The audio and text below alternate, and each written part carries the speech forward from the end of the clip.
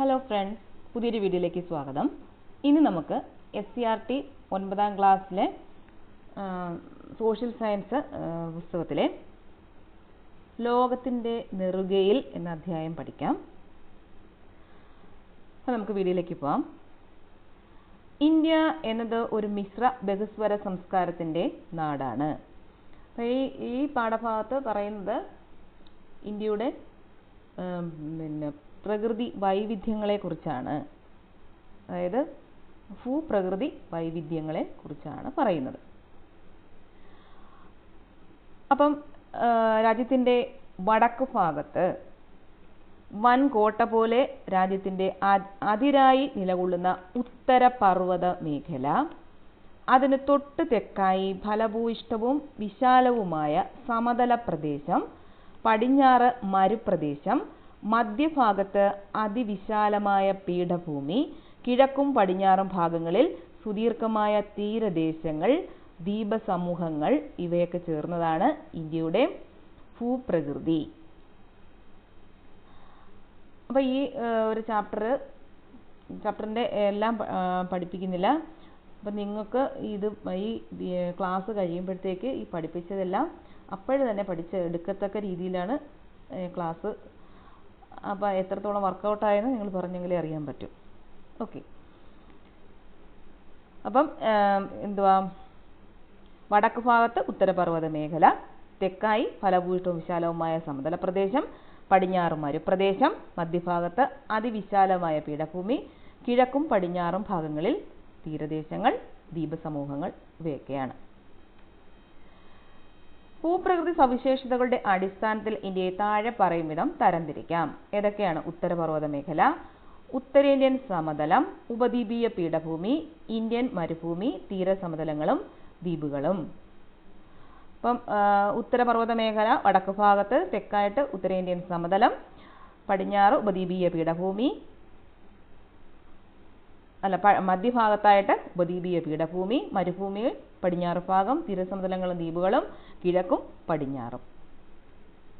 അപ്പോൾ ഭൂപ്രകൃതി സവിശേഷതകളുടെ അടിസ്ഥാനത്തിൽ ഇന്ത്യ എത്രയായിട്ട് തരംതിരിക്കുന്നു? 5ആയിട്ട് തരംതിരിക്കുന്നു. ഉത്തരപർവ്വത മേഖല, ഉത്തരേന്ത്യൻ സമതലം, ഉപദ്വീപീയ പീഠഭൂമി, ഇന്ത്യൻ മരുഭൂമി, തീരസമതലങ്ങളും ദ്വീപുകളും. ലോകത്തിൻ്റെ മേൽക്കൂര എന്നറിയപ്പെടുന്ന പാമീർ. അപ്പോൾ ലോകത്തിൻ്റെ മേൽക്കൂര എന്നറിയപ്പെടുന്നത് എന്ത്? പാമീർ. അപ്പോൾ അതൊരു പ്രീവിയസ് ക്വസ്റ്റ്യൻ ആണ് കേട്ടോ. ലോകത്തിൻ്റെ മേൽക്കൂര പാമീർ. ലോകത്തിൻ്റെ മേൽക്കൂര എന്നറിയപ്പെടുന്ന പാമീർ പർവ്വതക്കെട്ടിൽ നിന്നും ഉത്ഭവിച്ച് കിഴക്ക് പൂർവാചൽ വരെ വ്യാപിക്കുന്ന നിരവധി പർവ്വതനിരകൾ ചേർന്നതാണ് ഇന്ത്യൻ ഉപഭൂഖണ്ഡത്തിൻ്റെ വടക്ക് കിഴക്കൻ അതിരായ ഉത്തരപർവ്വത മേഖല. അപ്പം എന്തൊക്കെ ചേർന്നതാണ്? പാമീർ പർവ്വതക്കെട്ടിൽ നിന്ന് ഉത്ഭവിച്ച് കിഴക്ക് പൂർവാചൽ വരെ വ്യാപിക്കുന്ന നിരവധി പർവ്വതനിരകൾ ചേർന്നതാണ് വടക്ക് കിഴക്കൻ അതിരായ ഉത്തരപർവ്വത മേഖല. അപ്പോൾ ഭൂപ്രകൃതി സവിശേഷതകളുടെ അടിസ്ഥാനത്തിൽ ഇന്ത്യയെ എത്രയായി തരംതിരിച്ചിരിക്കുന്നു? 5ആയിട്ട്. ഉത്തരപർവ്വത മേഖല, ഉത്തരേന്ത്യൻ സമതലം, ഉപദ്വീപീയ പീഠഭൂമി, ഇന്ത്യൻ മരുഭൂമി, തീരസമതലങ്ങളും ദ്വീപുകളും. താരതമ്യേന പ്രായം കുറഞ്ഞതും ഉയരമേറിയതുമാണ് ഈ പർവ്വതനിരകൾ. ശിലാപാളികൾക്ക് വലനം സംഭവിച്ച് രൂപപ്പെട്ട മടക്ക് പർവ്വതങ്ങളാണിവ. പടിഞ്ഞാറ് സിന്ധു നദി മുതൽ കിഴക്ക് ബ്രഹ്മപുത്ര നദി വരെ ഏകദേശം 2400 കിലോമീറ്റർ, ഇത്രയാണ് 2400 കിലോമീറ്റർ നീളത്തിൽ വ്യാപിച്ചു കിടക്കുന്ന ഉത്തരപർവ്വത മേഖലയ്ക്ക് 150 മുതൽ 400 കിലോമീറ്റർ വരെ വീതിയുണ്ട്. ഉയരമേറിയ കൊടുമുടികളും ഹിമാനികളും താഴ്വരകളും നിറഞ്ഞ സവിശേഷമായ ഭൂപ്രദേശമാണിത്. ഭൂപ്രകൃതി സവിശേഷതകളുടെ അടിസ്ഥാനത്തിൽ ഉത്തരപർവ്വത മേഖലയെ 3ആയി തരംതിരിക്കാം. അപ്പോൾ ഉത്തരപർവ്വത മേഖലയെ നമുക്ക് വീണ്ടും 3ആയിട്ട് തരംതിരിക്കാം. ട്രാൻസ് ഹിമാലയം, കിഴക്കൻ കുന്നുകൾ. അപ്പം മടക്ക് പർവ്വതങ്ങൾ എന്ന് പറഞ്ഞാൽ എന്താണ്? ഭൂവൽക്കത്തിലെ ശിലാപാളികൾ സമ്മർദ്ദ ബലത്താൽ മടങ്ങി മടക്ക് പർവ്വതങ്ങൾ രൂപപ്പെടാറുണ്ട്. വലനം എന്ന ഈ പ്രക്രിയയിലൂടെയാണ് മടക്ക് പർവ്വതങ്ങൾ രൂപം കൊള്ളുന്നത്. വലനം അഥവാ ഫോൾഡിംഗ്. ഹിമാലയം, ആൽപ്സ് തുടങ്ങിയ പർവ്വതനിരകൾ ഇത്തരത്തിൽ രൂപപ്പെട്ടവയാണ്. അപ്പം മടക്ക് പർവ്വതങ്ങൾക്ക് ഉദാഹരണങ്ങൾ ഏതൊക്കെയാണ്? ഹിമാലയവും ആൽപ്സും. ഉത്തര പർവ്വത മേഖലയെ നമുക്ക് എത്രയായി തരംതിരിക്കാം? മൂന്നായിട്ട് തരംതിരിക്കാം. ട്രാൻസ് ഹിമാലയം, ഹിമാലയം, കിഴക്കൻ കുന്നുകൾ. ഭൂപ്രകൃതി സവിശേഷതകളുടെ അടിസ്ഥാനത്തിൽ ഇന്ത്യയെ എത്രയായി തരംതിരിക്കുന്നു? അഞ്ചായി തരംതിരിക്കുന്നു. ഉത്തര പർവ്വത മേഖല, ഉത്തരേന്ത്യൻ സമതലം, ഉപദ്വീപീയ പീഠഭൂമി, ഇന്ത്യൻ മരുഭൂമി, തീരസമതലങ്ങളും ദ്വീപുകളും. അതിൽ ഉത്തര പർവ്വത മേഖലയെ വീണ്ടും മൂന്നായിട്ട് തരംതിരിക്കുന്നു. ട്രാൻസ് ഹിമാലയം, ഹിമാലയം, കിഴക്കൻ കുന്നുകൾ.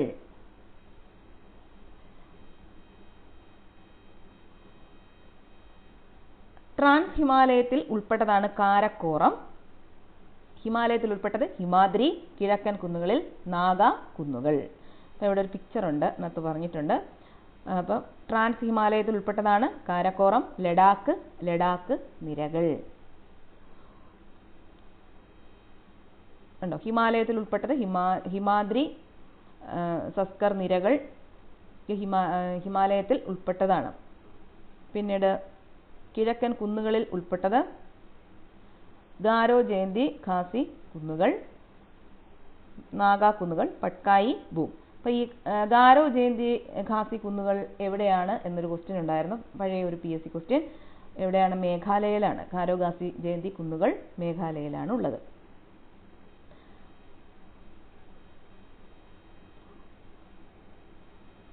ഇതിൽ ഏറ്റവും വടക്ക് കാണപ്പെടുന്ന ട്രാൻസ് ഹിമാലയം ടിബറ്റൻ ഹിമാലയം എന്നും അറിയപ്പെടുന്നു. ശരാശരി 3000 കിലോമീറ്റർ ഉയരമുള്ള ട്രാൻസ് ഹിമാലയത്തിന് ഏകദേശം 40 കിലോമീറ്റർ വീതിയും 965 കിലോമീറ്റർ നീളവുമുണ്ട്. കാരക്കോറം നിര ഹിമാലയ പർവ്വതത്തെ പാമീർ പർവ്വതക്കെട്ടുമായി ബന്ധിപ്പിക്കുന്നു. അപ്പോൾ ഹിമാലയ പർവ്വതത്തെ പാമീർ പർവ്വതക്കെട്ടുമായി ബന്ധിപ്പിക്കുന്നത് ഏതാണ്? കാരക്കോറം നിരയാണ്. ഹിമാലയ പർവ്വതത്തെ പാമീർ പർവ്വതക്കെട്ടുമായി ബന്ധിപ്പിക്കുന്നത് കാരക്കോറം നിരയാണ്. ട്രാൻസ് ഹിമാലയത്തിന് തെക്കായി കിഴക്കോട്ട് വ്യാപിക്കുന്ന 3 സമാന്തര പർവ്വതനിരകൾ ഉണ്ട്. ഹിമാദ്രി, ഹിമാചൽ, സിവാലിക് എന്നിവയാണ് ഈ സമാന്തര പർവ്വതനിരകൾ. ഇവ മൂന്നും ചേർന്നതാണ് ഹിമാലയം. അപ്പം ഹിമാലയം ഏതൊക്കെ ചേർന്നതാണ്? ഹിമാദ്രി, ഹിമാചൽ, സിവാലിക്. ഹിമാദ്രി, ഹിമാചൽ, സിവാലിക് എന്നിവ മൂന്നും ചേർന്നതാണ് ഹിമാലയം. ഹിമാലയ നിരകളിൽ ഏറ്റവും തെക്കായുള്ളതും ഗംഗാ സമതലത്തിന് അതിരായി നിലകൊള്ളുന്നതുമായ സിവാലിക് നിരയ്ക്ക് ഏകദേശം 60 മുതൽ 150 കിലോമീറ്റർ വരെ വീതിയുണ്ട്. ഹിമാലയത്തിന്റെ ഏറ്റവും പുറമേയുള്ള ഭാഗമായതിനാൽ ഈ നിരയെ ഔട്ടർ ഹിമാലയം എന്നും വിളിക്കുന്നു. ഇതൊരു പ്രീവിയസ് ക്വസ്റ്റ്യൻ ആണ്. ഹിമാലയത്തിന്റെ ഏറ്റവും പുറമേയുള്ള ഭാഗം ഏതാണ്? സിവാലിക് നിര. ഔട്ടർ ഹിമാലയം എന്നറിയപ്പെടുന്നത് സിവാലിക് നിര, ഹിമാലയത്തിന്റെ ഏറ്റവും പുറമേയുള്ള ഭാഗം. സിവാലിക്കിന് വടക്കായി സമുദ്രനിരപ്പിൽ നിന്നും 3500 മുതൽ 4500 മീറ്റർ വരെ ശരാശരി ഉയരമുള്ള പർവ്വതനിരയാണ് ഹിമാചൽ. ലെസ്സർ ഹിമാലയം എന്നും അറിയപ്പെടുന്നു. ലെസ്സർ ഹിമാലയം എന്നറിയപ്പെടുന്നത് ഏതാണ്? ഹിമാചലാണ്. ലെസ്സർ ഹിമാലയം എന്നറിയപ്പെടുന്നത് ഹിമാചൽ. ഗ്രേറ്റർ ഹിമാലയം, ഇന്നർ ഹിമാലയം എന്നീ പേരുകളിൽ അറിയപ്പെടുന്ന ഹിമാദ്രി സമുദ്രനിരപ്പിൽ നിന്നും ഏകദേശം 6100 മീറ്ററിന് മുകളിൽ ഉയരമുള്ള പർവ്വത നിരയാണ്. അപ്പോൾ ഗ്രേറ്റർ ഹിമാലയം, ഇന്നർ ഹിമാലയം എന്നൊക്കെ അറിയപ്പെടുന്നത് ഏതാണ്? ഹിമാദ്രിയാണ്. മഞ്ഞു മൂടപ്പെട്ട പർവ്വതങ്ങളാണിവ. ലോകത്തിലെ ഉയരമേറിയ മിക്ക കൊടുമുടികളും കാണപ്പെടുന്നത് ഈ നിരയിലാണ്. ലോകത്തിലെ ഉയരമേറിയ മിക്ക കൊടുമുടികളും കാണപ്പെടുന്നത് എവിടെയാണ്? ഗ്രേറ്റർ ഹിമാലയം എന്നറിയപ്പെടുന്ന അല്ലെങ്കിൽ ഇന്നർ ഹിമാലയം എന്നറിയപ്പെടുന്ന ഹിമാദ്രിയിലാണ്. ഔട്ടർ ഹിമാലയം എന്നറിയപ്പെടുന്നത് എന്താണെന്നറിയാം? സിവാലിക്. ലെസർ ഹിമാലയം എന്നറിയപ്പെടുന്നത് ഹിമാചൽ. ഗ്രേറ്റർ ഹിമാലയം, ഇന്നർ ഹിമാലയം എന്നൊക്കെ അറിയപ്പെടുന്നത് ഹിമാദ്രിയാണ്. അപ്പോൾ ഹിമാദ്രിയിലാണ് ലോകത്തിലെ ഏറ്റവും ഉയരമേറിയ മിക്ക കൊടുമുടികളും കാണപ്പെടുന്നത്. ശിലാഫലകങ്ങൾ, ശിലാമണ്ഡല ഫലകങ്ങൾ, ടെക്ടോണിക് പ്ലേറ്റ്സ്.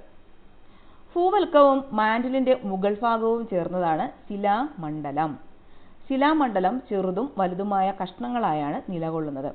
അനേകായിരം കിലോമീറ്റർ വിസ്തൃതിയും ഏകദേശം 100 കിലോമീറ്റർ വരെ കനവുമുള്ള ഈ ശിലാമണ്ഡല ഭാഗങ്ങളെയാണ് ശിലാമണ്ഡല ഫലകങ്ങൾ എന്ന് വിളിക്കുന്നത്.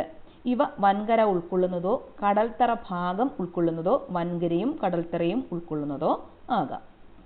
ആണ് ശിലാമണ്ഡല ഫലകങ്ങൾ അഥവാ ടെക്ടോണിക് പ്ലേറ്റ്സ്. ഇനി ഹിമാലയത്തിന്റെ പിറവിയെ കുറിച്ചാണ് പറയുന്നത്. ലോകത്തിലെ ഉയരമേറിയ പർവ്വതനിരകളിലൊന്നായ ഹിമാലയം ഇന്നും വളർന്നുകൊണ്ടിരിക്കുകയാണ്. ഭൗമശിലാപാളികളുടെ ചലനം ആണ് ഇതിന് കാരണം. അപ്പൊ എന്തുകൊണ്ടാണ് ഹിമാലയം ഇപ്പോഴും വളർന്നുകൊണ്ടിരിക്കുന്നത്? ഭൗമശിലാപാളികളുടെ ചലനം അഥവാ പ്ലേറ്റ് ടെക്ടോണിക്സ് ആണ് ഇതിന് കാരണം. വൻകരയും സമുദ്രഭാഗവും ചേർന്ന ശിലാപാളികളാണ് ടെക്ടോണിക് ഫലകങ്ങൾ. ശിലാമണ്ഡലത്തിന് താഴെ ഉയർന്ന താപത്താൽ ശിലകൾ ഉരുകി അർദ്ധദ്രവാവസ്ഥയിൽ നിലകൊള്ളുന്ന ഭാഗമാണ് അസ്തനോസ്ഫിയർ. അസ്തനോസ്ഫിയറിനും മുകളിലൂടെ ടെക്ടോണിക് ഫലകങ്ങൾ സാവധാനം ചലിച്ചുകൊണ്ടിരിക്കുന്നു. ഫലക ചലനം മൂലം ഫലക അതിരുകളിൽ പർവ്വത രൂപീകരണം പോലെയുള്ള ഭൗമ പ്രവർത്തനങ്ങൾ സജീവമാണ്. 3 തരം ഫലക അതിരുകളാണുള്ളത്: സംയോജക സീമ, വിയോജക സീമ, ഛേദക സീമ. ഏതൊക്കെയാണ്? സംയോജക സീമ, വിയോജക സീമ, ഛേദക സീമ. സംയോജക സീമകളിൽ ശിലാമണ്ഡല ഫലകങ്ങളുടെ സമ്മർദ്ദ ഫലമായി ശിലാപാളികൾക്ക് വലനം അഥവാ ഫോൾഡിംഗ് സംഭവിക്കാറുണ്ട്. ഇതുമൂലം രൂപപ്പെടുന്ന പർവ്വതനിരകളാണ് മടക്ക് പർവ്വതങ്ങൾ അഥവാ ഫോൾഡ് മൗണ്ടൻസ്. മടക്ക് പർവ്വതങ്ങൾക്ക് ഉദാഹരണം ഏതൊക്കെയാണ്? ഹിമാലയവും ആൽപ്സുമാണ്. ഏകദേശം 150-160 ദശലക്ഷം വർഷങ്ങൾക്ക് മുൻപ് ഉപദ്വീപീയ ഇന്ത്യയും ആസ്ട്രേലിയൻ വൻകരയും ഉൾപ്പെടുന്ന ഇന്ത്യൻ ഫലകത്തിന്റെ സ്ഥാനം ദക്ഷിണാർദ്ധഗോളത്തിലായിരുന്നു. പിന്നീട് ഇത് വടക്കോട്ട് നീങ്ങി യൂറേഷ്യൻ ഫലകത്തിനടുത്ത് വന്നപ്പോൾ ഈ 2 ഫലകങ്ങളുടെയും ഇടയിൽ നിലകൊണ്ടിരുന്ന ടെസിസ് സമുദ്രത്തിന്റെ അടിത്തട്ട് മടങ്ങി ഉയർന്നു വരാൻ തുടങ്ങി. അങ്ങനെയാണ് ഹിമാലയ പർവ്വതം രൂപം കൊണ്ടത്. ആദ്യം മുതൽ ഒന്നുകൂടെ പറഞ്ഞു നോക്കാം. ഭൂപ്രകൃതി സവിശേഷതകളുടെ അടിസ്ഥാനത്തിൽ ഇന്ത്യയെ 5 തരംതിരിക്കാം. ഉത്തരപർവ്വത മേഖല, ഉത്തരേന്ത്യൻ സമതലം, ഉപദ്വീപീയ പീഠഭൂമി, ഇന്ത്യൻ മരുഭൂമി, തീരസമതലങ്ങളും ദ്വീപുകളും. ലോകത്തിലെ മേൽക്കൂര എന്നറിയപ്പെടുന്നത് പാമീറാണ്. പാമീറിൽ നിന്നും ഉത്ഭവിച്ച് കിഴക്ക് പൂർവാചൽ വരെ വ്യാപിക്കുന്ന നിരവധി പർവ്വതനിരകൾ ചേർന്നതാണ് ഇന്ത്യൻ ഉപഭൂഖണ്ഡത്തിന്റെ വടക്ക് കിഴക്കൻ അതിരായ ഉത്തരപർവ്വത മേഖല. പടിഞ്ഞാറ് സിന്ധു നദി മുതൽ കിഴക്ക് ബ്രഹ്മപുത്ര നദി വരെ 2400 കിലോമീറ്റർ നീളത്തിൽ ഇത് വ്യാപിച്ചു കിടക്കുന്നു. പിന്നീട് എന്തൊക്കെയാണ്? ഉത്തരപർവ്വത മേഖലയെ 3ആയിട്ട് വീണ്ടും തരംതിരിക്കുന്നു: ട്രാൻസ് ഹിമാലയം, ഹിമാലയം, കിഴക്കൻ കുന്നുകൾ. ട്രാൻസ് ഹിമാലയത്തിൽ ഉൾപ്പെടുന്നതാണ് കാരക്കോറം, ഹിമാലയത്തിൽ ഹിമാദ്രി, കിഴക്കൻ കുന്നുകളിൽ നാഗാ കുന്നുകൾ, ഖാസി, ഗാരോ കുന്നുകളൊക്കെ കിഴക്കൻ കുന്നുകളിൽ ഉൾപ്പെടുന്നതാണ്. ഹിമാലയത്തെ പാമീർ പർവ്വതക്കെട്ടുമായി ബന്ധിപ്പിക്കുന്നത് കാരക്കോറം നിര. ഹിമാലയത്തെ പാമീർ പർവ്വതക്കെട്ടുമായി ബന്ധിപ്പിക്കുന്നത് ഏതാണ്? കാരക്കോറം നിരയാണ്. ഹിമാദ്രി, ഹിമാചൽ, സിവാലിക് ഇവ 3ഉം ചേർന്നതാണ് ഹിമാലയം. ഹിമാദ്രി, ഹിമാചൽ, സിവാലിക് ഇവ 3ഉം ചേർന്നതാണ് ഹിമാലയം. ഔട്ടർ ഹിമാലയം എന്നറിയപ്പെടുന്നത് സിവാലിക്കാണ്. ലെസ്സർ ഹിമാലയം എന്നറിയപ്പെടുന്നത് ഹിമാചൽ. ഗ്രേറ്റർ ഹിമാലയം അഥവാ ഇന്നർ ഹിമാലയം എന്നൊക്കെ അറിയപ്പെടുന്നത് ഹിമാദ്രിയാണ്. ഏറ്റവും ലോകത്തിലെ ഉയരമേറിയ മിക്ക കൊടുമുടികളും കാണപ്പെടുന്നത് ഹിമാദ്രിയിലാണ്. ഇനി ഹിമാലയവും പ്രാദേശിക വിഭാഗങ്ങളും. അതിനു മുമ്പ് ഗിരികന്ധരങ്ങൾ അത് നോക്കാം. ആഴമേറിയതും ചെങ്കുത്തായ വശങ്ങളോട് കൂടിയതുമായ താഴ്വരകളാണ് ഗിരികന്ധരങ്ങൾ. സിന്ധു, ഗംഗ, സത്ലജ് തുടങ്ങിയ നദികൾ അപരദനത്തിലൂടെ ഹിമാലയ പർവ്വതനിരയ്ക്ക് കുറുകെ ഗിരികന്ധരങ്ങൾ സൃഷ്ടിക്കുന്നു. അപ്പോൾ ഏതൊക്കെ നദികളാണ് ഗിരികന്ധരങ്ങൾ സൃഷ്ടിക്കുന്നത്? സിന്ധു, ഗംഗ, സത്ലജ് തുടങ്ങിയ നദികൾ. അപ്പോൾ ഹിമാലയം ഉണ്ടായത് എന്തുമൂലമാണ്? ഹിമാലയം ഉണ്ടായ പ്രക്രിയയ്ക്ക് പറയുന്ന പേരാണ്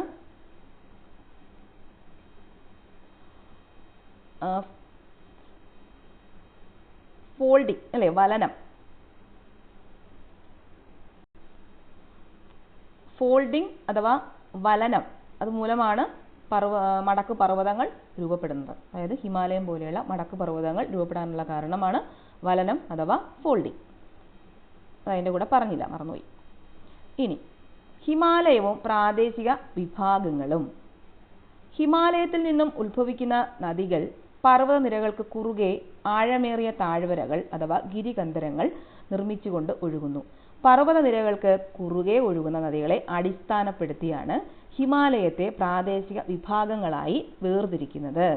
അപ്പം ഹിമാലയത്തിനെ വീണ്ടും പ്രാദേശിക വിഭാഗങ്ങളായിട്ട് വേർതിരിക്കുന്നു. എങ്ങനെയാണ്? പർവ്വതനിരകൾക്ക് കുറുകെ ഒഴുകുന്ന നദികളെ അടിസ്ഥാനപ്പെടുത്തി, പർവ്വതനിരകൾക്ക് കുറുകെ ഒഴുകുന്ന നദികളെ അടിസ്ഥാനപ്പെടുത്തി, അതായത് ഗിരികന്ധരങ്ങൾ സൃഷ്ടിച്ചുകൊണ്ട് ഒഴുകുന്ന നദികളെ അടിസ്ഥാനപ്പെടുത്തിയാണ് ഹിമാലയത്തെ പ്രാദേശിക വിഭാഗങ്ങളായി വേർതിരിക്കുന്നത്. ഇവ ഏതെല്ലാമാണ്? പടിഞ്ഞാറൻ ഹിമാലയം, മധ്യ ഹിമാലയം, കിഴക്കൻ ഹിമാലയം. പടിഞ്ഞാറൻ ഹിമാലയം, മധ്യ ഹിമാലയം, കിഴക്കൻ ഹിമാലയം. അപ്പോൾ ഇവയൊക്കെ വേർതിരിക്കുന്ന നദികൾ ഏതൊക്കെയാണ്? പടിഞ്ഞാറൻ ഹിമാലയത്തിനെ വേർതിരിക്കുന്നത് സിന്ധു, കാളി നദികളാണ്. മധ്യ ഹിമാലയത്തിനെ വേർതിരിക്കുന്നത് കാളി, ടീസ്ത നദികൾ. കിഴക്കൻ ഹിമാലയത്തിനെ ടീസ്ത, ബ്രഹ്മപുത്ര. അപ്പോൾ ഈ നദികൾ ഒഴുകുമ്പോൾ ഗിരികന്ധരങ്ങൾ ഉണ്ടാകുന്നു. ഹിമാലയ പർവ്വതനിരകളുടെ പ്രാദേശിക വിഭാഗങ്ങൾ ഇവിടെ കാണിച്ചിട്ടുണ്ട്. മൂന്നായിട്ട് തരംതിരിച്ചിരിക്കുന്നു. പടിഞ്ഞാറൻ ഹിമാലയം,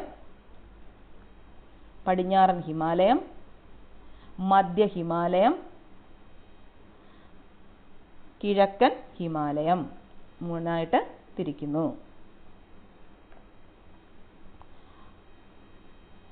ജമ്മു കാശ്മീരിന്റെ വടക്ക് സിന്ധു നദീ താഴ്വര മുതൽ ഉത്തരാഖണ്ഡിന്റെ കിഴക്ക് കാളി നദീ താഴ്വര വരെ ഉൾപ്പെടുന്ന പടിഞ്ഞാറൻ ഹിമാലയത്തെ കാശ്മീർ ഹിമാലയം, ഹിമാചൽ ഹിമാലയം, ഉത്തരാഖണ്ഡ് ഹിമാലയം എന്നിങ്ങനെ 3 മേഖലകളായിട്ട് തിരിക്കുന്നു. അപ്പോൾ പടിഞ്ഞാറൻ ഹിമാലയത്തിനെ വീണ്ടും 3ആയിട്ട് തിരിക്കുന്നു. അപ്പോൾ ഹിമാലയത്തിനെ 3 പ്രാദേശിക വിഭാഗങ്ങളായി തിരിക്കുന്നു. അതായത് നദികൾ ഒഴുകുന്നതിനെ അടിസ്ഥാനപ്പെടുത്തി 3 പ്രാദേശിക വിഭാഗങ്ങളായിട്ട് തിരിക്കുന്നു. ഏതൊക്കെയാണ്? പടിഞ്ഞാറൻ ഹിമാലയം, പടിഞ്ഞാറൻ ഹിമാലയത്തിനെ വേർതിരിക്കുന്ന നദികൾ സിന്ധു, കാളി നദി. മധ്യ ഹിമാലയം, മധ്യ ഹിമാലയത്തിനെ വേർതിരിക്കുന്നത് കാളി, ടീസ്ത നദി. കിഴക്കൻ ഹിമാലയം, ടീസ്ത, ബ്രഹ്മപുത്ര. അങ്ങനെ പ്രാദേശിക വിഭാഗങ്ങളായിട്ട് 3ആയിട്ട് തരംതിരിച്ചിരിക്കുന്നു. അതിൽ പടിഞ്ഞാറൻ ഹിമാലയത്തിനെ വീണ്ടും 3ആയിട്ട് തിരിച്ചിരിക്കുന്നു. ഏതാണ്? കാശ്മീർ ഹിമാലയം, ഹിമാചൽ ഹിമാലയം, ഉത്തരാഖണ്ഡ് ഹിമാലയം. ഏതൊക്കെയാണ്? കാശ്മീർ ഹിമാലയം, ഹിമാചൽ ഹിമാലയം, ഉത്തരാഖണ്ഡ് ഹിമാലയം. കാശ്മീർ ഹിമാലയം, ഹിമാചൽ ഹിമാലയം, ഉത്തരാഖണ്ഡ് ഹിമാലയം. അതിൽ കാശ്മീർ ഹിമാലയം നമുക്ക് നോക്കാം. ജമ്മു കാശ്മീർ ലഡാക്ക് പ്രദേശത്ത് ഏകദേശം 3.5 ലക്ഷം ചതുരശ്ര കിലോമീറ്റർ വിസ്തൃതിയിൽ വ്യാപിച്ച് കിടക്കുന്ന കാശ്മീർ ഹിമാലയത്തിന് ഏകദേശം 700 കിലോമീറ്റർ നീളവും 500 കിലോമീറ്റർ വീതിയുമുണ്ട്. മഞ്ഞുമൂടിയ കൊടുമുടികളും താഴ്വരകളും മലനിരകളും നിറഞ്ഞ കാശ്മീർ ഹിമാലയത്തിലെ പ്രധാന പർവ്വതനിരയാണ് കാരക്കോറം, സസ്കർ, ലഡാക്ക്, പീർ പഞ്ചാൽ എന്നിവ. അപ്പോൾ ഏതൊക്കെയാണ്?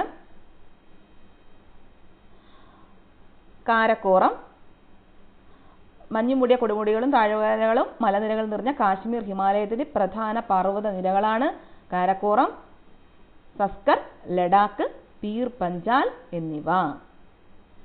അപ്പോൾ ഇവിടെ ഒരു പിക്ചറുണ്ട്. പടിഞ്ഞാറൻ ഹിമാലയത്തിലെ കാശ്മീർ ഹിമാലയം, ഈ മോൾ ഭാഗം. അപ്പോൾ ഇവിടെയാണ് കാരക്കോറം, ലഡാക്ക്, പീർ പഞ്ചാൽ എല്ലാം സ്ഥിതി ചെയ്യുന്നത്.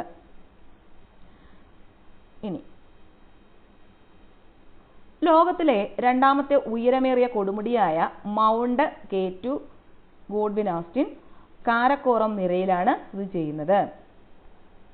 അപ്പോൾ ഇതിൻ്റെ ഉയരം ഒന്ന് നോക്കി വെച്ചേക്കുക. 8611 മീറ്ററാണ് ഗോഡ്വിൻ ആസ്റ്റിൻ്റെ ഉയരം. ലോകത്തിലെ രണ്ടാമത്തെ ഉയരമേറിയ കൊടുമുടി മൗണ്ട് K2. അതും ഒരു പ്രീവിയസ് ക്വസ്റ്റ്യൻ ആണ്. ഏത് നിരയിലാണ് സ്ഥിതി ചെയ്യുന്നതെന്ന് ചോദിച്ചിട്ടുണ്ട്. കാരക്കോറം നിരയിലാണ് സ്ഥിതി ചെയ്യുന്നത്.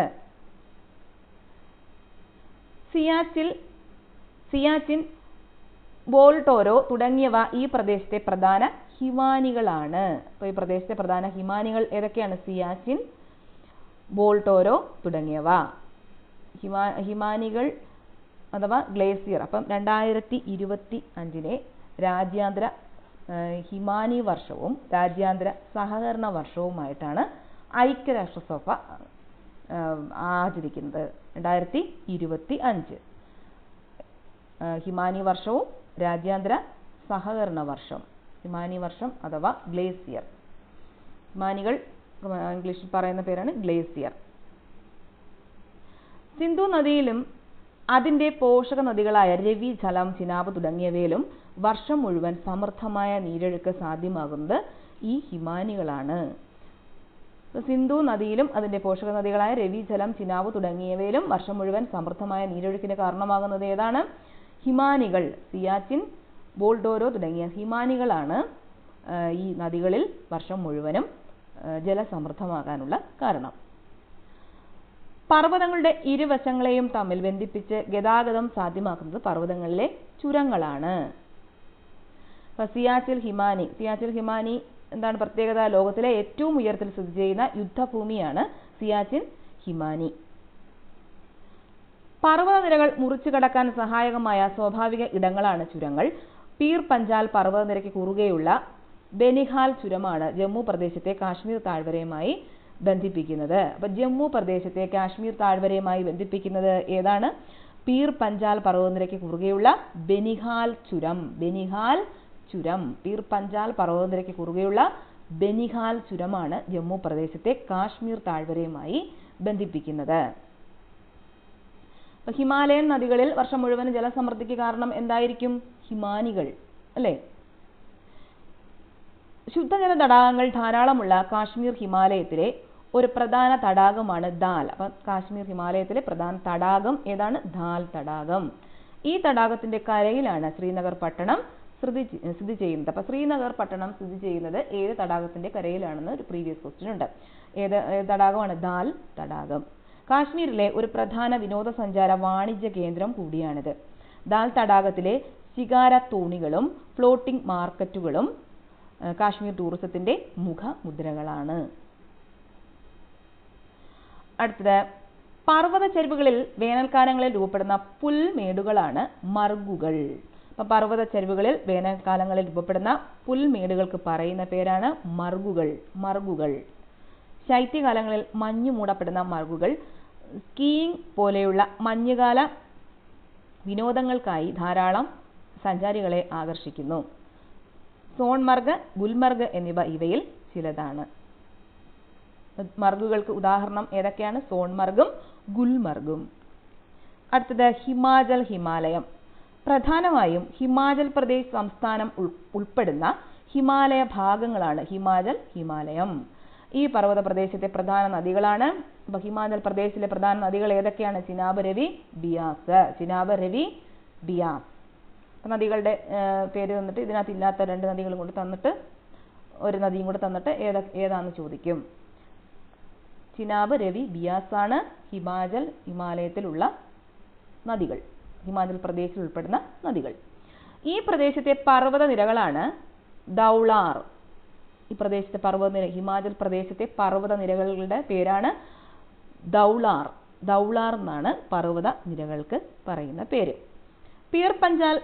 ദൗളാർ, പീർ പഞ്ചാൽ രണ്ടെണ്ണം ഉണ്ട്. ദൗളാറും പീർ പഞ്ചാലും. പർവ്വത ഭാഗങ്ങളിൽ അനേകം ശുദ്ധജല തടാകങ്ങൾ കാണാം. ചന്ദ്രതാൽ, സൂരജ് താൽ എന്നിവ ഇവയിൽ ചിലതാണ്. അപ്പൊ ശുദ്ധജല തടാകങ്ങൾ ചന്ദ്രതാലും സൂരജ് താലും ശുദ്ധജല തടാകങ്ങൾ.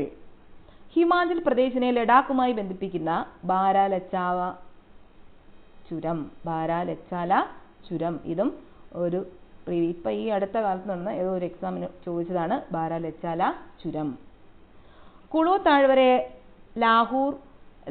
ലാഹൂൽ, സ്പിതി എന്നീ താഴ്വരകളുമായി ബന്ധിപ്പിക്കുന്ന റോഹ്താങ് ചുരവുമാണ് ഹിമാലയത്തിലെ പ്രധാന ചുരങ്ങൾ. അപ്പം ഹിമാലയത്തിലെ പ്രധാനപ്പെട്ട ചുരങ്ങൾ ഏതൊക്കെയാണ്? കുളു താഴ്വരയെ ലാഹൂൽ, സ്പിതി എന്നീ താഴ്വരകളുമായി ബന്ധിപ്പിക്കുന്ന റോഹ്താങ് ചുരം. ഏത് ചുരം? റോഹ്താങ് ചുരം. ഇനി കുളു, കംഗ്ര, ലാഹുൽ തുടങ്ങിയ മനോഹരമായ താഴ്വരകളും സുഖവാസ കേന്ദ്രങ്ങളായ ഷിംല, മണാലി എന്നിവയും വിനോദസഞ്ചാരികളെ ആകർഷിക്കുന്ന ഇടങ്ങളാണ്. ശൈത്യവും മഞ്ഞുവീഴ്ചയും അനുഭവപ്പെടുന്ന ഈ പ്രദേശങ്ങളിൽ പലയിടങ്ങളിലായി ചൂട് നീരുറവകൾ കാണപ്പെടുന്നുണ്ട്. അപ്പോൾ ഇവിടെയെല്ലാം ഉള്ളതാണ് ചൂട് നീരുറവകൾ. അപ്പോൾ അതെങ്ങനെയാണ് രൂപപ്പെടുന്നത്? മഴവെള്ളം ഭൂമിക്കടിയിലേക്ക് ഊർന്നിറങ്ങി ഭൂഗർഭജലത്തിന്റെ ഭാഗമാകുന്നു. പർവ്വത രൂപീകരണം പോലെയുള്ള ഭൗമ പ്രവർത്തനങ്ങൾ സജീവമായ ഇടങ്ങളിൽ ഭൗമോപരിതലത്തിനടിയിലെ ശിലാപാളികൾ ചൂടുപിടിക്കുകയും ഈ ശിലകൾ ഭൂഗർഭജലത്തെ ചൂടാക്കുകയും ചെയ്യുന്നു. ഇങ്ങനെ ചൂടുപിടിച്ച ഭൂഗർഭജലം ഭൗമോപരിതലത്തിൽ ഉറവകളായി എത്തുന്നതാണ് ചൂട് നീരുറവകൾ. ഹിമാലയ പർവ്വതഭാഗങ്ങളിൽ ധാരാളം ചൂട് നീരുറവകൾ കാണാം. അതിന് ഉദാഹരണങ്ങൾ നുബ്രു താഴ്വര, മണികരൻ, ഖീർഗംഗ. അപ്പോൾ ഈ മണികരൻ ചൂട് ഹിമാചൽ പ്രദേശിലെ, നോട്ട് ചെയ്ത് നോക്കുക, ഹിമാചൽ പ്രദേശിലെ മണികരൻ ചൂട് നീരുറവയിൽ നിന്നും വൈദ്യുതി ഉൽപ്പാദിപ്പിക്കുന്നു. അപ്പോൾ വൈദ്യുതി ഉൽപ്പാദിപ്പിക്കുന്ന ചൂട് നീരുറവ ഏതാണ്? ഹിമാചൽ പ്രദേശിലെ മണികരൻ ചൂട് നീരുറവ. അടുത്തത് ഉത്തരാഖണ്ഡ് ഹിമാലയം. സത്ലജ് നദി മുതൽ കാളി നദി വരെയുള്ള ഹിമാലയ പ്രദേശമാണ് ഉത്തരാഖണ്ഡ് ഹിമാലയം. ഇതിന്റെ പടിഞ്ഞാറ് ഭാഗം ഗഡ്വാൾ ഹിമാലയം എന്നും കിഴക്കൻ ഭാഗം കുമവോൺ ഹിമാലയം എന്നും അറിയപ്പെടുന്നു. നന്ദാദേവി, കാമെറ്റ്, ബദരിനാഥ്, കേദാർനാഥ് തുടങ്ങി ഉയരമേറിയ കൊടുമുടികൾ ഉത്തരാഖണ്ഡ് ഹിമാലയത്തിൽ സ്ഥിതി ചെയ്യുന്നു. ഉത്തരാഖണ്ഡ് ഹിമാലയത്തിൽ സ്ഥിതി ചെയ്യുന്ന ഉയരമേറിയ കൊടുമുടികൾ ഏതാണ്? നന്ദാദേവി, കാമെറ്റ്, ബദരിനാഥ്, കേദാർനാഥ്. ഗംഗ, യമുന എന്നീ നദികളുടെ ഉത്ഭവസ്ഥാനമായ ഗംഗോത്രി, യമുനോത്രി തുടങ്ങിയ ഹിമാനികളും നൈനിതാൽ, ഭീംതാൽ തുടങ്ങിയ ശുദ്ധജല തടാകങ്ങളും ഈ മേഖലയിലുണ്ട്. അപ്പോൾ ഗംഗ ഉത്ഭവിക്കുന്നത് ഗംഗോത്രിയിൽ നിന്നും, യമുന ഉത്ഭവിക്കുന്നത് യമുനോത്രിയിൽ നിന്നുമാണ്. ഇതും ഒരു പ്രീവിയസ് ക്വസ്റ്റ്യൻ ആണ്. ലെസ്സർ ഹിമാലയത്തിനും സിവാലിക് മലനിരകൾക്കുമിടയിൽ കാണപ്പെടുന്ന നിരപ്പായ താഴ്വരകളാണ് ദൂണുകൾ. ദൂണുകൾ. അപ്പോൾ ലെസ്സർ ഹിമാലയത്തിനും സിവാലിക് മലനിരകൾക്കും ഇടയിലായി കാണപ്പെടുന്ന നിരപ്പായ താഴ്വരകൾക്ക് പറയുന്ന പേരാണ് ദൂണുകൾ. അപ്പോൾ ലെസ്സർ ഹിമാലയം എന്ന് പറയുന്നത് എന്താണ്? ഹിമാചൽ. ലെസ്സർ ഹിമാലയം എന്ന് പറയുന്നത് ഹിമാചൽ. ഇവിടങ്ങളിലെ ഉയർന്ന പർവ്വത ചെരുവുകളിൽ കാണപ്പെടുന്ന വേനൽക്കാല പുൽമേടുകളാണ് ബുഗ്യാൽ. ബുഗ്യാൽ എന്ന് പറയുന്നത് ദൂണുകളിൽ കാണപ്പെടുന്ന വേനൽക്കാല പുൽമേടുകൾ, ബുഗ്യാൽ എന്ന് പറയുന്നത്. ബുഗ്യാൽ ശൈത്യകാലത്ത് മഞ്ഞിലടിയിലാകുന്ന ബുഗ്യാലുകൾ പലയിടങ്ങളിലും വിനോദസഞ്ചാരത്തിനായി പ്രയോജനപ്പെടുത്തുന്നു. ഉദാഹരണം ദയാര ബുഗ്യാൽ, ഗോർസോൺ ബുഗ്യാൽ. ബുഗ്യാലും ആട്ടിടയന്മാരും. ഹിമാലയത്തിൽ ഏകദേശം 3000 മുതൽ 4500 മീറ്റർ ഉയരത്തിനിടയിൽ കാണപ്പെടുന്ന പുൽമേടുകൾ ഗഡ്വാൾ മേഖലയിൽ ബുഗ്യാൽ എന്നറിയപ്പെടുന്നു. ശൈത്യകാലങ്ങളിൽ മഞ്ഞു മൂടുന്ന ബുഗ്യാലുകൾ മഞ്ഞുരുകുന്നതോടെ പച്ച പുതച്ച് പുൽമേടുകളായി മാറുന്നു. ഈ അവസരങ്ങളിൽ താഴ്വാരങ്ങളിൽ നിന്നും ആട്ടിടയന്മാർ വളർത്തുമൃഗങ്ങളുമായി ബുഗ്യാലുകളിൽ എത്തുന്നു. താഴ്വാരങ്ങൾ വരണ്ടുണങ്ങുന്ന വേനൽക്കാലത്ത് സമൃദ്ധമായ പച്ചപ്പുള്ള ബുഗ്യാലുകളിൽ ഇവർ താൽക്കാലിക പാർപ്പിടങ്ങൾ ഒരുക്കി വളർത്തുമൃഗങ്ങളോടൊപ്പം വസിക്കുന്നു. മഞ്ഞുകാലം ആരംഭത്തോടെ മലയിറങ്ങി അടുത്ത സീസൺ വരെ താഴ്വാരങ്ങളിൽ വസിക്കുന്നു. വളർത്തുമൃഗങ്ങളോടൊപ്പം താഴ്വരങ്ങളിലേക്കും തിരികെ പർവ്വതങ്ങളിലെ പുൽമേടുകളിലേക്കുമുള്ള ഇടയന്മാരുടെ കാലിക ദേശാടനത്തെ ട്രാൻസ്ഹ്യൂമൻസ് എന്ന് വിളിക്കുന്നു. ട്രാൻസ്ഹ്യൂമൻസ് അത് ചിലപ്പോൾ ചോദിക്കാം. ട്രാൻസ്ഹ്യൂമൻസ് എന്ന് പറഞ്ഞാൽ എന്താണ്? വളർത്തുമൃഗങ്ങളോടൊപ്പം താഴ്വാരങ്ങളിലേക്കും തിരികെ പർവ്വതങ്ങളിലെ പുൽമേടുകളിലേക്കുമുള്ള ഇടയന്മാരുടെ കാലിക ദേശാടനത്തിനെ പറയുന്ന പേരാണ് ട്രാൻസ്ഹ്യൂമൻസ്. ഇനി മധ്യ ഹിമാലയ. അപ്പം ഇത്രയും നമുക്ക് ഇന്നത്തെ ക്ലാസ്സിൽ പഠിക്കാം. ബാക്കി അടുത്ത ക്ലാസ്സിൽ പഠിക്കാം. അപ്പം ഇന്ന് എന്തൊക്കെയാണ് നമ്മൾ പഠിച്ചതെന്ന് ഒന്ന് ഓടിച്ചു നോക്കാം. അപ്പം ഇന്ത്യയുടെ ഭൂപ്രകൃതി സവിശേഷതകളുടെ അടിസ്ഥാനത്തിൽ 5ആയിട്ട് തരംതിരിക്കുന്നു ഇന്ത്യയെ, അല്ലേ? ഏതൊക്കെയാണ്? ഉത്തരപർവ്വത മേഖല, ഉത്തരേന്ത്യൻ സമതലം, ഉപദ്വീപീയ പീഠഭൂമി, ഇന്ത്യൻ മരുഭൂമി, തീരസമതലങ്ങളും ദ്വീപുകളും. ലോകത്തിന്റെ മേൽക്കൂര എന്നറിയപ്പെടുന്നത് പാമീറാണ്. പാമീറിൽ നിന്നും ഉത്ഭവിച്ച് കിഴക്ക് പൂർവാചൽ വരെ വ്യാപിക്കുന്ന നിരവധി പർവ്വത നിരകൾ ചേർന്നതാണ് ഇന്ത്യൻ ഉപഭൂഖണ്ഡത്തിന്റെ വടക്ക് കിഴക്കൻ മേഖലയായ ഉത്തര പർവ്വത മേഖല. പടിഞ്ഞാറ് സിന്ധു നദി മുതൽ കിഴക്ക് ബ്രഹ്മപുത്ര നദി വരെ 2400 കിലോമീറ്റർ നീളത്തിൽ ഇത് വ്യാപിച്ചു കിടക്കുന്നു. വീതി 140-200 കിലോമീറ്റർ. ഉത്തരപർവ്വത മേഖലയെ മൂന്നായിട്ട് തിരിക്കുന്നു: ട്രാൻസ് ഹിമാലയം, ഹിമാലയം, കിഴക്കൻ കുന്നുകൾ. ട്രാൻസ് ഹിമാലയത്തിൽ കാരക്കോറം, ഹിമാലയത്തിൽ ഹിമാദ്രി, കിഴക്കൻ കുന്നുകളിൽ നാഗാക്കുന്നുകൾ, പിന്നെ ആസിഗാരോ കുന്നുകൾ. ഹിമാലയത്തെ പാമീർ പർവ്വതക്കെട്ടുമായി ബന്ധിപ്പിക്കുന്നത് കാരക്കോറം നിരയാണ്. ഹിമാലയത്തെ പാമീർ പർവ്വതക്കെട്ടുമായി ബന്ധിപ്പിക്കുന്നത് ഏതാണ്? കാരക്കോറം നിര. ഹിമാദ്രി, ഹിമാചൽ, സിവാലിക് എന്നിവ ചേർന്നതാണ് ഹിമാലയം. ഔട്ടർ ഹിമാലയം എന്നറിയപ്പെടുന്നത് സിവാലിക്, ലെസർ ഹിമാലയം എന്നറിയപ്പെടുന്നത് ഹിമാചൽ. ഗ്രേറ്റർ ഹിമാലയം, ഇന്നർ ഹിമാലയം എന്നൊക്കെ അറിയപ്പെടുന്നത് ഹിമാദ്രിയാണ്. പിന്നീട് എന്താ പഠിച്ചത്? ലോകത്തിലെ ഉയരമേറിയ മിക്ക കൊടുമുടികളും കാണപ്പെടുന്നത് എവിടെയാണ്? ഹിമാദ്രിയിലാണ്. സിന്ധു, ഗംഗ, സത്ലജ് തുടങ്ങിയ നദികൾ അപരാധനത്തിലൂടെ ഹിമാലയ പർവ്വതത്തിന് കുറുകെ ഗിരികന്ധരങ്ങൾ സൃഷ്ടിക്കുന്നു. ഏതൊക്കെ നദികളാണ്? സിന്ധു, ഗംഗ, സത്ലജ് തുടങ്ങിയ നദികൾ. ഹിമാലയത്തെ വീണ്ടും 3 പ്രാദേശിക വിഭാഗങ്ങളായി തിരിക്കാം. അപ്പം നദികൾ ഒഴുകുന്നതിൻ്റെ അടിസ്ഥാനമാക്കി ഹിമാലയത്തെ 3 പ്രാദേശിക വിഭാഗങ്ങളായിട്ട് വീണ്ടും തിരിക്കുന്നു. പടിഞ്ഞാറൻ ഹിമാലയം, അതിനെ വേർതിരിക്കുന്ന നദികൾ ഏതൊക്കെയാണ്? സിന്ധുവും കാളിയും. മധ്യ ഹിമാലയം, അതിനെ വേർതിരിക്കുന്നത് കാളിയും തീസ്തയും. കിഴക്കൻ ഹിമാലയം, അതിനെ വേർതിരിക്കുന്നത് തീസ്തയും ബ്രഹ്മപുത്രയുമാണ്. അതിനകത്ത് പടിഞ്ഞാറൻ ഹിമാലയത്തിനെ വീണ്ടും 3ആയിട്ട് തരംതിരിക്കാം. ഏതൊക്കെയാണ്? കാശ്മീർ ഹിമാലയം, ഹിമാചൽ ഹിമാലയം, ഉത്തരാഖണ്ഡ് ഹിമാലയം. അപ്പോൾ പ്രധാന പർവ്വത നിരകൾ ഏതാണ്? പിന്നെ കാശ്മീർ ഹിമാലയത്തിലെ പ്രധാനപ്പെട്ട പർവ്വത നിരകളാണ് കാരക്കോറം, സസ്കർ, ലഡാക്ക്, പീർ പഞ്ചാൽ.